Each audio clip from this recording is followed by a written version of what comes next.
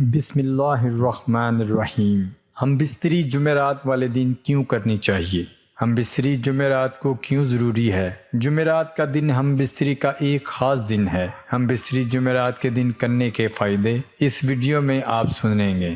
حضرت علی رضی اللہ تعالی عنہ نے فرمایا، ہر دن ایک سا ہوتا ہے۔ حضرت عائشہ صدیقہ رضی اللہ تعالی عنہ عرض کیا، یا رسول اللہ صلی اللہ علیہ وآلہ وسلم، عورتوں کو تو بہت سا ثواب مل گیا ہے، مردوں کے بارے میں بھی ارشاد فرمائیے۔ یہ سن کر نبی پاک صلی اللہ علیہ وآلہ وسلم مسکرائے اور فرمایا، مرد عورت کا ہاتھ پکڑ کر مانوس کرتا ہے تو اس کے لیے ایک نیکی لکھی جاتی ہے۔ جو مرد پیار سے اپنی بیوی کے گلے میں ہاتھ ڈالتا ہے تو اس کے ہاتھ میں 10 نیکیاں لکھی جاتی ہیں۔ جب وہ اپنی بیوی سے مباشرت کرتا ہے تو دنیا معافیہ سے افضل ہوتا ہے۔ جب غسل کرتا ہے تو بدن کے جس بال پر سے پانی گزرتا ہے اس کے لیے ہر بال کے بدلے میں ایک نیکی لکھی جاتی ہے اور ایک گناہ معاف ہو جاتا ہے۔ اور غسل کرنے کے عوض میں جو چیز دی جاتی ہے وہ دنیا و معافی سے بہتر ہوتی ہے۔ اور بے شک اللہ تعالیٰ اس پر فخر کرتا ہے اور فرشتوں سے کہتا ہے کہ میرے بندے کی طرف دیکھو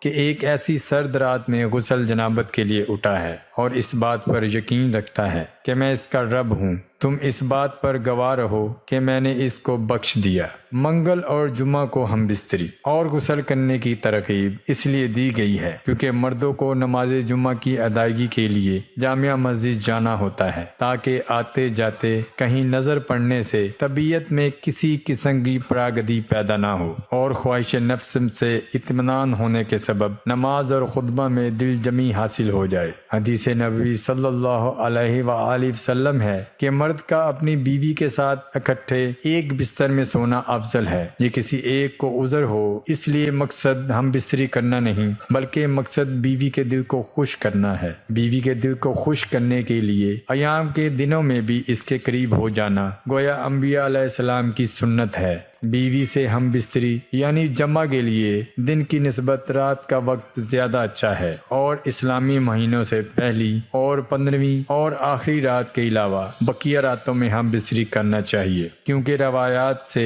معلوم ہوتا ہے کہ ان 3 راتوں میں شیاطین زمین پر زیادہ پھیلتے ہیں۔ اور ہفتے کے اعتبار سے جمعہ کی شب میں بعض فقہ نے جمع یعنی ہم بستری کو مستحب لکھا ہے اور شب میں بھی شروع حصہ کی نسبت شب کا آخری حصہ زیادہ مناسب ہے کہ رات کے حصوں میں سو لیا جائے تاکہ دن بھر کی تھکن سے راحت ملے اور مکمل سکون حاصل ہو۔ اور ایک فائدہ یہ بھی ہے کہ رات کا تھوڑا سا حصہ ہی جنابت یعنی ناپاکی میں گزرے گا، البتہ رات کا اتنا آخری حصہ بھی نہ ہو کہ پھر دوبارہ آرام کا وقت نہ رہے۔ کچھ دیر اس کے بعد بھی آرام کر لینا چاہیے۔ جب خاوند کو اپنی بیوی کے پاس آنے کی حاجت ہو تو مروجہ طریقہ یہ ہے کہ بیوی کے ساتھ کمرے میں ہو اور اس وقت اور کوئی نہ ہو، حتیٰ کہ شیر خوار بچہ بھی نہ ہو۔ وہاں اگر بچہ سویا ہوا ہو تو کوئی مذائقہ نہیں۔ شریعت نے میاں بیوی کو اختیار دیا ہے کہ وہ دن میں یا رات میں کسی بھی حصہ میں ازواجی عمل